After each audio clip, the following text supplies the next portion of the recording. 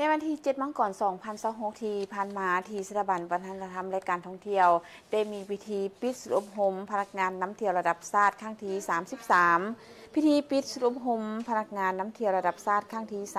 33มีท่านนางดารณีพรหมวงศารองรัฐมนตรีกระทรวงวัฒนธรรมและการท่องเที่ยวพร้อมด้วยกลุ่มสถาบันต่างหน้าสมาคมธุรกิจนำเที่ยวสมาคมพนักงานนำเที่ยวครูฝึกและสัมมนกรเข้าร่วมท่านนางเพ็ญประภาพงษาของหัวหน้าสถาบันวัฒนธรรมและท่องเที่ยวได้ให้ฮู้ว่าสุดฝึกอบรมพนักงานนำเที่ยวระดับชาติสุดที่33ครั้งนี้ใช้เวลา55วันเต็มโดยจัดระบบการเรียนการสอนเป็นรายวิชาและสอบสิ่งเคียงคู่กันไปมีวิชาเรียน22วิชาและแบ่งออกเป็น3หมวดคือหมวดความรู้ทั่วไปมี5วิชาหมวดความรู้พื้นฐานมี7วิชา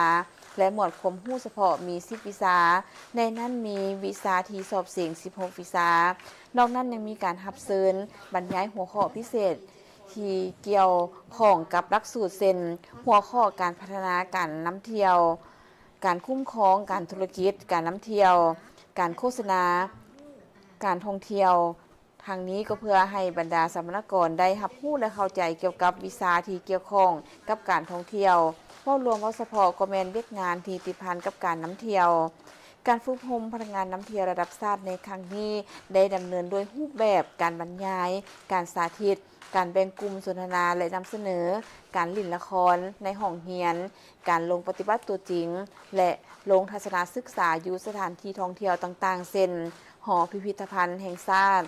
พิพิธภัณฑ์หอพระแก้ววัดศรีสะเกษวัดศรีเมืองวัดท่าหลวงใต้วัดท่าหลวงเหนือพระธาตุหลวงเวียงจันทร์ด่านสากลขัวมิตรภาพลาวไทยที่1ส่วนวัฒนธรรมเสียงควนและเมืองวังเวียง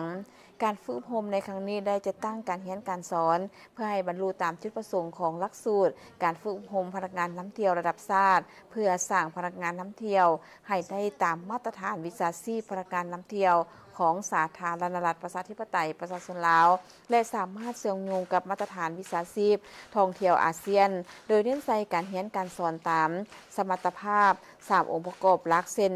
ด้านความรู้ด้านทักษะและคุณสมบัติ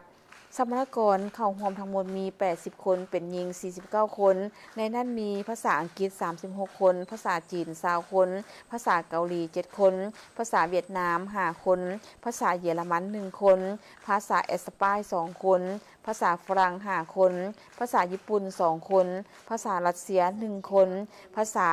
อาหรับ1คนภาษามาเลเซีย1คนและภาษาไทย14คน